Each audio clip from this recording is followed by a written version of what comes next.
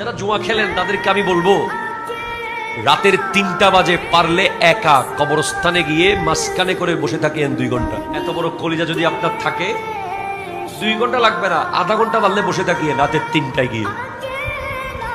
মরার পরে থাকতে হবে না? হবে। জান কিভাবে কবজ হবে?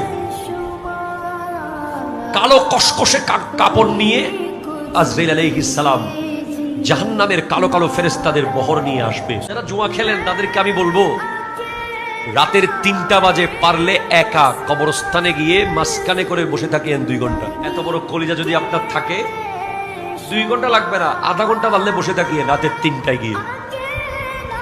মরার পরে থাকতে হবে না? হবে। জান কিভাবে কবজ হবে? কালো কসকসে কাপড় নিয়ে আজরাইল